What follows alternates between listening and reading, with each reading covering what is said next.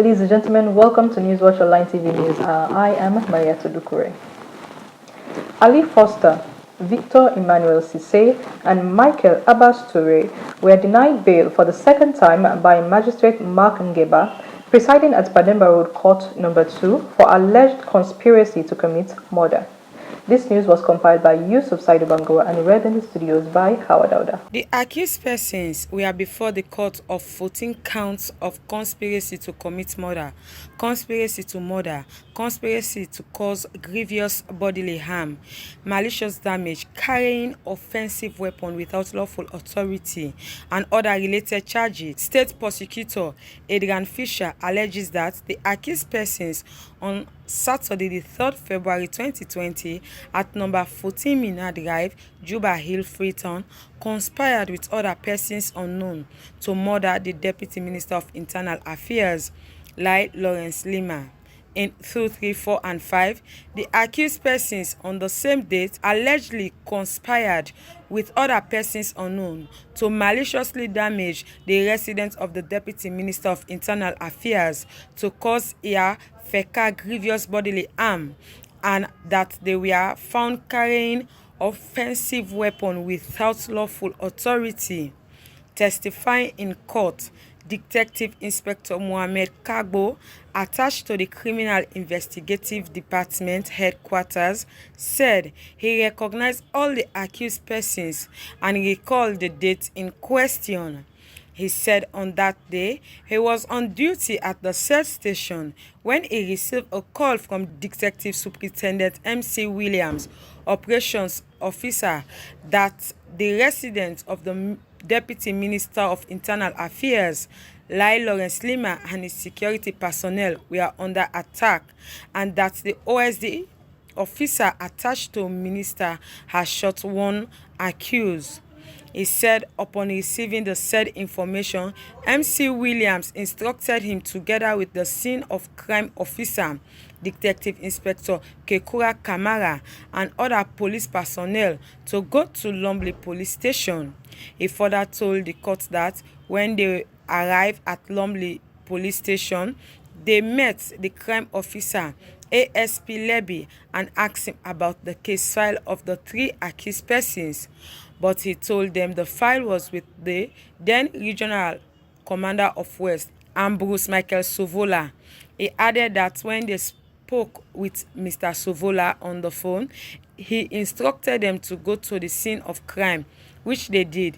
He continued that upon arrival at the scene, they met the complainant, Lai Lawrence Lima, who told them that he was attacked by irate youth and one of them was shot by his security. He told the court that the first accused was taken to the emergency hospital, Godrich, adding that after the interview, they returned to the Lumley police station and obtained statements from 2 witnesses, Aminata Sise and Aminata Bangura, and that based on their information, they later developed a case of enquire file.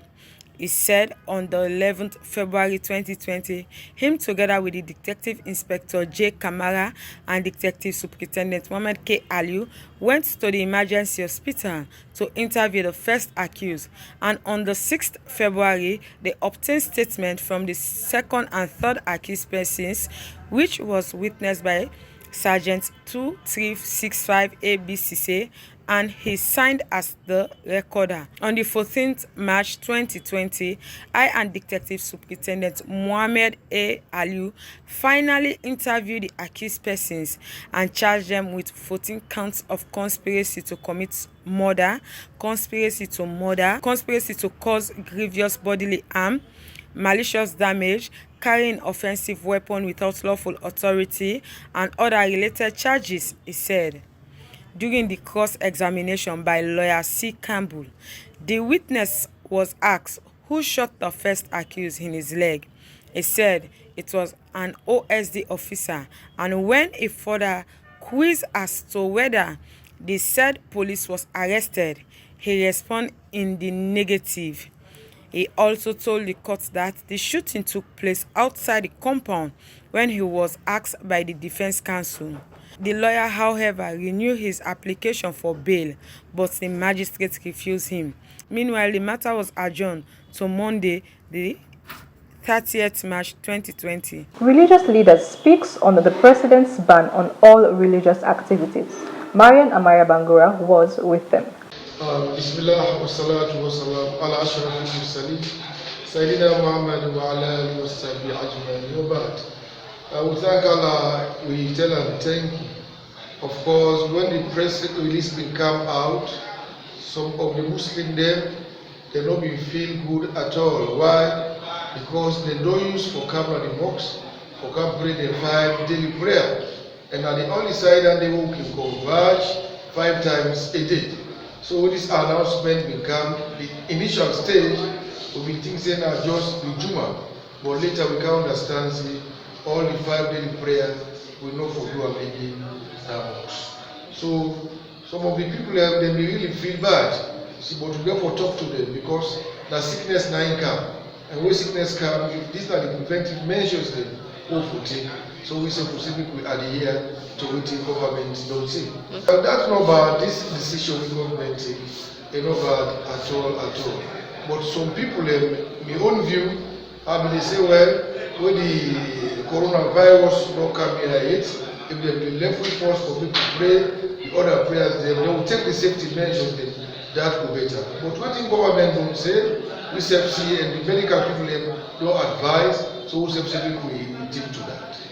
Well, to me, like church, I feel the government before tell we say, now let all church not allow this number of people inside church, either mosque, hence na prayer. But we go to court right now, from now, go to court. If you go get freeway for what can I do? All the markets there, why they not put condition? Either stop there, say let anybody make a market and say now in host to month, instead of go pack na market. Church, now for go pray for any country where they go wrong, now any side, you host, your family, your country, for pray. Mosque likewise. If they pray for yourself, pray for people, and pray for this, for let better file in the country, and you as a whole. Me to me, now that's a policy. So if not for me, I've been going to government thinker, how for do that market, how for control that market, like how then they control transport. Tell them what's possible for the inside one motor car, or any other kind of thing where they carry people and go, let them not rob skin pound, I said because of the sweat or any other kind of thing. Like that, me I go like that.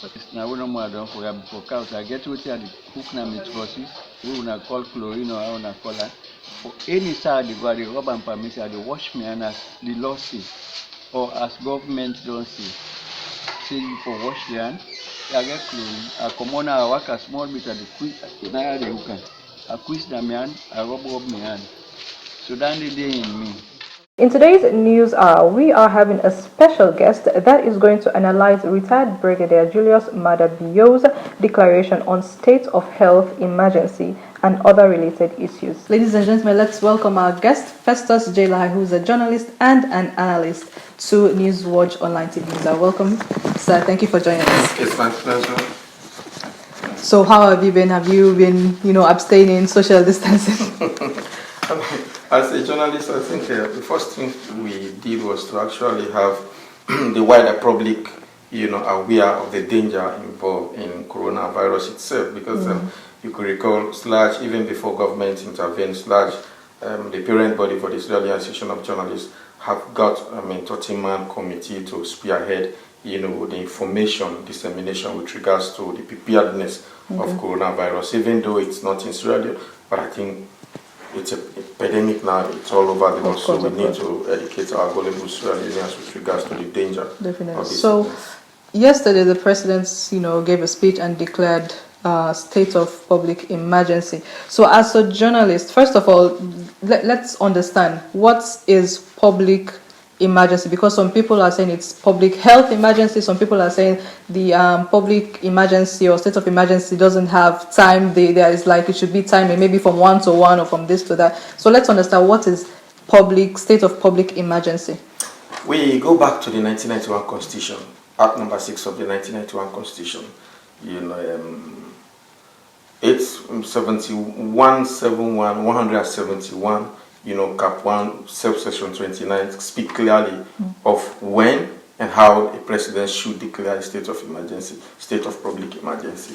Now, what was declared yesterday was a state of public health emergency. Okay. Yeah, because the war itself is now on the pandemic, and the sickness, the World Health Organization have declared the world as, emergency situation right across the world. And if you go back to our 1991 Constitution, it clearly speaks of, like I said, 171, Section 1, subsection 29 speaks of when should the president declare make such a proclamation.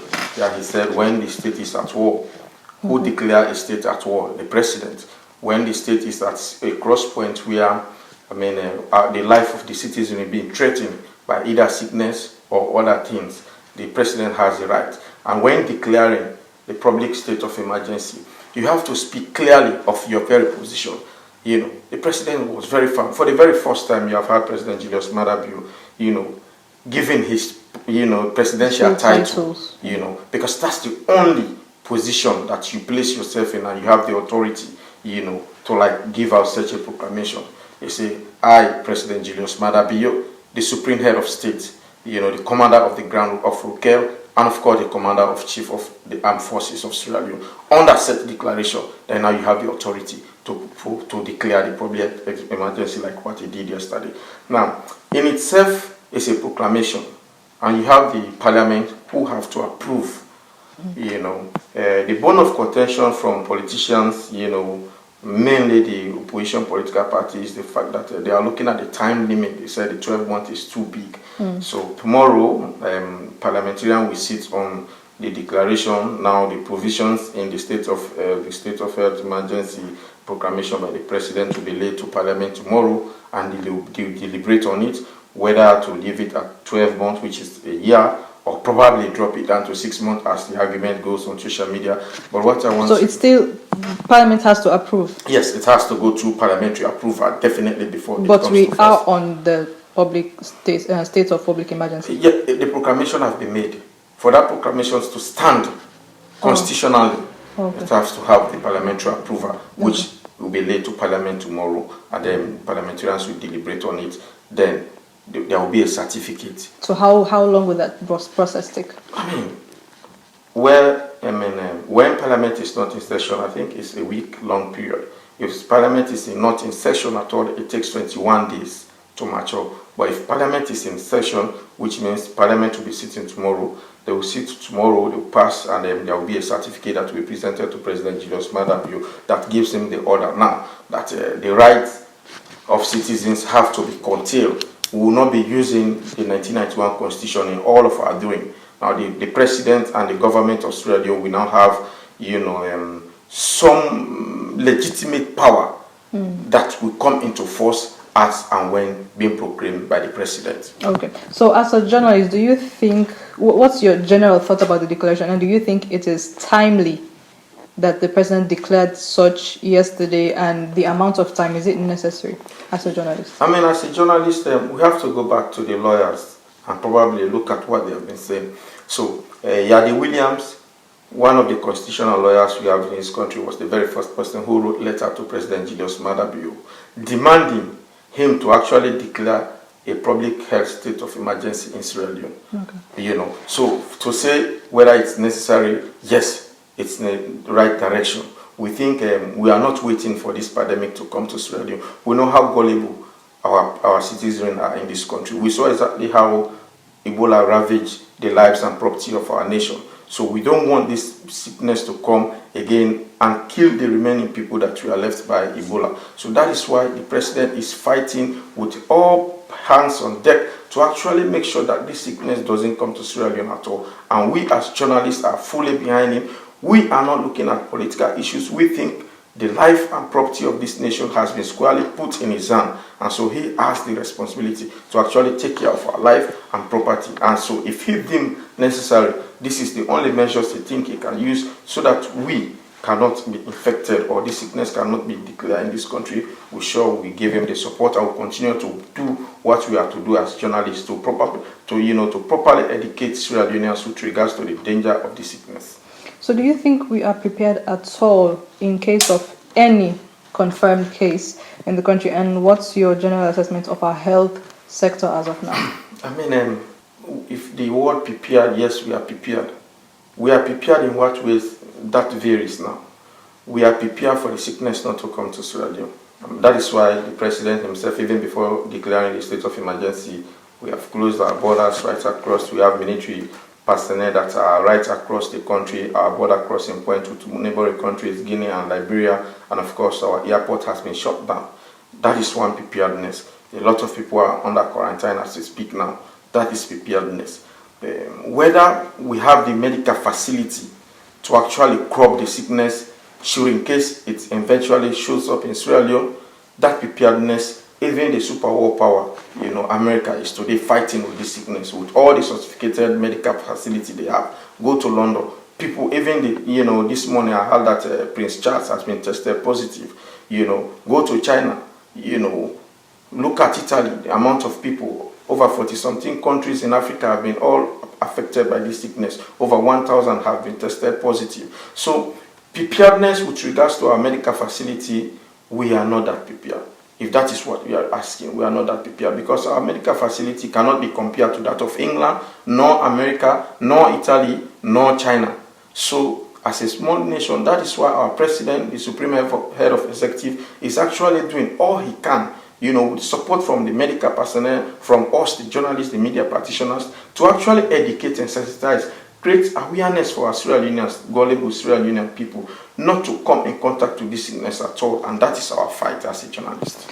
So talking about the shutting down of borders, recently, just yesterday, there was a release that a woman came in, from which border exactly we are not sure, but she came in, she passed through Congo, Ghana, and came into Sierra Leone on the 20th of this month. And yesterday, she, showing symptoms, sore throats, runny nose, and all of these symptoms shows she is now under quarantine and under observation.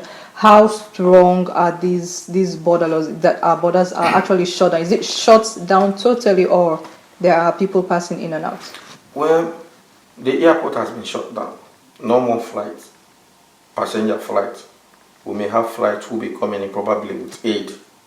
It can be food, it can be medicine, it can be even the testing tube for the COVID-19, but like for our porous borders across the country, I think the military personnel that have been sent across the country need to up their game. You and I cannot tell how these individuals sneak into this country.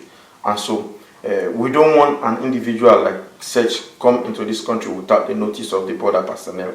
So I think it's a wake-up call now to the military that are parading our borders not to allow anybody, to come into this country. I saw on the front page of political newspaper that the son of the president is under quarantine, which is a very good move for this nation. We think we are actually fighting this sickness irrespective of political or probably people's position in authority. So how do you think our economy will hold during this period? Wow, it's a very big question.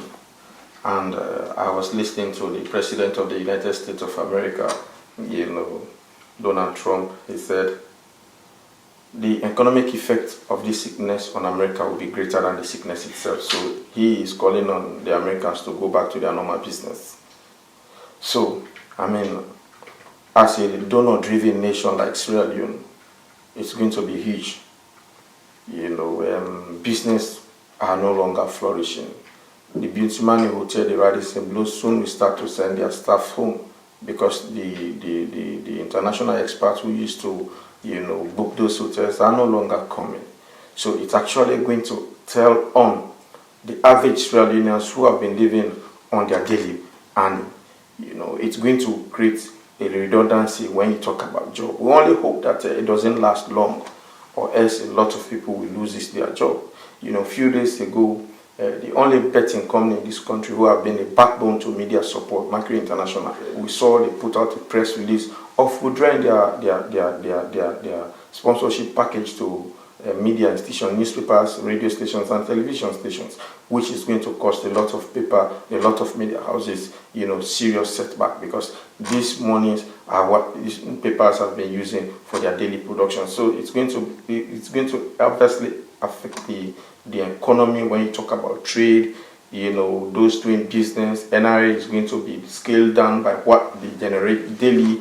Water key is going to be scaled down. The airport authority have been generating a lot of money from the landing fee received from those flights. They are no longer coming. So it's actually going to affect this country, and the people of this country. But like what the Minister of Finance said, they are going to, cushion the situation on the general public by giving them a tax cut on the essential commodities that Sierra Leoneans should be using, vis-a-vis medicine, rice, and all other cooking condiments, which we think will actually help, in cushioning the situation for the average Sierra Leoneans. But it's going to be a very, very difficult tax for the president and his government, more especially when we talk about the economy. As he declared at Bintuman the last time that this is the year he wants his cabinet and himself to deliver to the people of this country. Now we have such a pandemic that is moving around the world. It's very difficult, but we think we can go through it. So now, finally, how do you think we should handle the recovery state, or how do you think the recovery state would be like? What would it look like? And even now, recently, that the world at large, the price of fuel has gone down, but here it's still not gone down as compared to the world market. But when it hikes up immediately. The next minute it hikes up.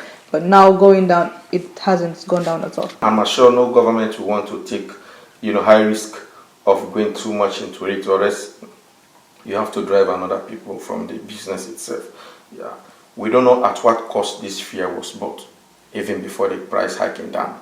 So we need to know at what price, the dealers bought this fuel, and then the government will look at it and say, okay, we are going to subsidize from A, B, C, D, so that the fuel price will go.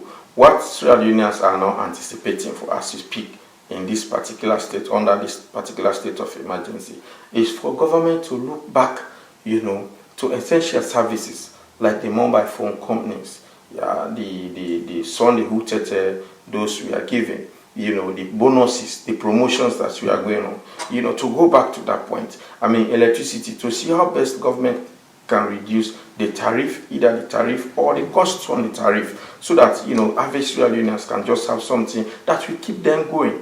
Again, a lot of people are going with misinformation or misunderstanding of what the president said, this public state of emergency. This is not a lockdown. A state of emergency is far different from a lockdown. We can recall when President Anes Nkrumah locked down this country for 3 days. You stay at home, you don't go nowhere. We haven't reached to that point yet because we haven't got a single case in this country. Now, my final message will be, adhere to the precautionary measures that have been given by the health ministry through the WHO. Regular hand washing, or if you have your hand sanitizer, make sure you always rub it on your hand. Wash your hand before you touch your face or your eye, or you have tissue in your pocket so that you use them to wipe your faces instead of your finger, because the germs pass through your hand. When you want to sneeze, make sure you do it in your elbow, and don't touch people. I think we are social distancing, be far away, so that you can help your brother, your sister, and your very life, because when one person catches it, it has to share it.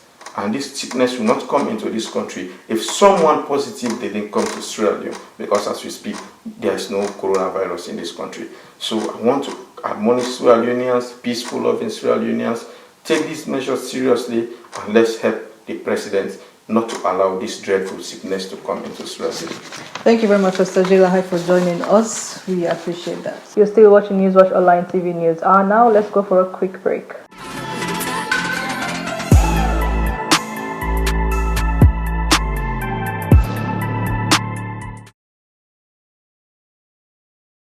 COVID-19 is an infectious disease caused by a new coronavirus introduced to humans for the first time. It is spread from person to person, mainly through the droplets produced when an infected person speaks, coughs, or sneezes. These droplets can land in the mouths or noses of people who are nearby. These droplets are too heavy to travel far in the air. They only travel approximately 1 meter and quickly settle on surfaces. This is the reason person-to-person spread is happening mainly between close contacts. The exact time that the virus can survive on surfaces is not yet known. So it is wise to clean surfaces regularly, particularly in the vicinity of people infected with COVID-19. Hands touch many surfaces which can be contaminated with the virus. You should therefore avoid touching your eyes, nose, or mouth, since contaminated hands can transfer the virus from the surface to yourself. When coughing or sneezing, cover your mouth and nose with the bend of your elbow or use a disposable tissue. If a tissue is used, discard it immediately into a closed bin. The most effective way to prevent the spread of the new coronavirus is to clean your hands frequently with an alcohol-based hand rub or soap and water. This will eliminate the virus if it is on your hands. Stay healthy and prevent the spread of COVID-19. Welcome back. I am Marietta Duku and you're still watching Newswatch Online TV News Hour. As a precaution to prevent COVID-19 from entering into the country, the President of the Republic of Sierra Leone, His Excellency retired Brigadier Julius Maada Bio, on Tuesday, 24th March 2020, declared a state of health emergency. What Sierra Leoneans think about his declaration, Marian Amaria Bangura was in the streets of Freetown. One of the measures that I put in place are they put water, wash your hand, carry inside the shop, use sanitizer, another great person there you should not they interact by money exchange. And one of the measures that I put in place. Most important thing our business they don't be saying a night business, especially bulb. You know they buy bulb day night, daytime. One of the reasons you know they perceive they buy bulb. Now where the place that, now you lights. That particular man where they sell balls and nets, you don't can cut her. From that particular situation, you need to sell balls and nets. Then if you look at the time, then you watch compared to Duff Court, Mambela, Bombay, Bungo Market, other markets there, you can pack jam more than you add. If people they don't interact with sweat the rest of the day for 12 hours, then within 1 hour, somebody they can sell a net for daily living, but you can cut off instantly. Then two again, the law, you don't put the law, you get people that win a certain police where they take an advantage of the law.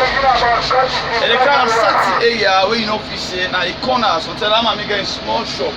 It happened now. So police go car, they can't go in time. They go to the market. Certain food and they, certain items and they expect them. Their communication, I'm an support police. I really infect you. And then, you know, we'll get any time we pass the way from, they can't hold on to it, they can't go. On the way past the drive, they left hand. Just of emergency, not go well with you in the sense. You don't see 1 year. And whose problem we don't get, please say emergency, that's the day in ginger. The day in ginger, we don't say the sick, we're not going to infect for it. They protect so them day in place, they're not going to be high the way that states are moving very hard. At the end of the day, putting them in place, then the individual will suffer in terms of transportation, they share around and trivial. Much people say, there are people who will be saying a night sells and a net in the survive. This is you don't sell, and then buy the car for cancel. The time too low. Okay. The time go up, the moment better than where they low so. But for the say they say coronavirus say the president he say look people are going to say go around the world. So back to protect yourself. Was young, no need to go so that's it. You go for that as for the state of emergency we see well if another boy will go and have to so don't see another emergency. Well, children are playing the world.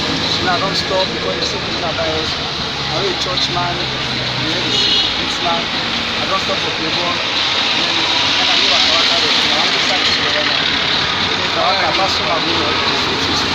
I'm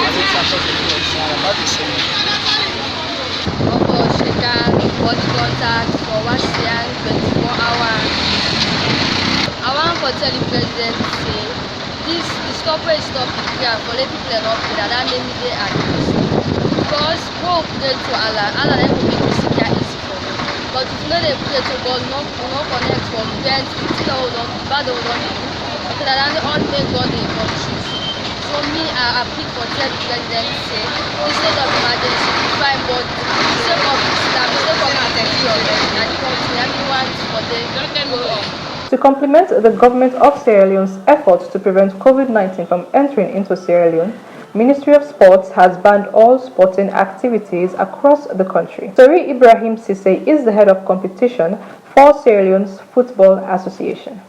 It has some very negative impact. You will recall that the coronavirus has not been recorded yet, even though it has not been recorded yet in Sierra Leone. But the Sierra Leone Football Association has already taken a decision to suspend all football-related activities in the country. So because of that, this has brought to a halt our current Premier League that was ongoing, and even the various First Division League at various district and regional level. So by and large, according to this press release, since we have put a hold onto footballing activities, you will observe that teams are no longer training. Of course, we are no longer playing our leagues. So as a result of that, that has some negative effect in the entire footballing activity in the country. Of course, it has some effect on the players because, as I said, we are not, the players are currently not training. The coaches are not doing their jobs, and the players are not in competitive mood, so to speak. And besides, also, you recall that even the national team was preparing for an AFCON qualifier, back-to-back fixture against Nigeria, which should have been played on the 27th and the 31st of this month. But unfortunately, as a result of this coronavirus, that again has been put on hold. So all of these things have some negative effect on the activities of football generally in the country and the continent as a whole. Of course, remember, we are just an auxiliary to body to the Ministry of Sports, and by that we are to comply to their directive, even though we are directly under the supervision of FIFA. But you recall also that it was the Ministry of Sport that imposed a ban on all sporting activity. So we came out with a release suspending the activities of football. So if the Ministry of Sport, in collaboration with the government, of course the Ministry of Sport is acting in consonance with the government of Sierra Leone. If the government of Sierra Leone come up with a decision today to lift the ban imposed on sporting activities in the country, then we'll have no option but to comply. Because as I said, I have already highlighted the negative impact of this current suspension. So I would be very much pleased if this ban is imposed if this ban is lifted as soon as possible. So yes, if the Minister of Sport come out with a statement today and say we are done with this corona panic, or we are done with this corona fear, then we have no option but to comply to that. Well, my message to them is that to continue to observe the precautionary measures put in place by the government, to wash their hands, continuously wash their hands, and of course to continue their social distancing, and of course not to gather in large groups, so to speak, and not to involve themselves in any football related activity, because even though we have not recorded a case yet, but I will believe that these are some of the measures to prevent the spread of corona in the country. So we'll expect every football loving fan to comply to these measures being put in place by the government. So I want to use this opportunity to make this humble advice to all football loving fans to comply to these directives. Thank you very much for joining me in this edition of Newswatch Online TV News Hour SL with me, Mariatu Dukure. Please do not forget, let's all adhere to the precautionary measures, wash your hands, social distancing, and stay at home if you're sick, and all the likes. Please remember to subscribe to our YouTube channel, which is Newswatch Online TV News SL, and our Facebook page, which is Newswatch Online TV News SL. Until next time, bye-bye.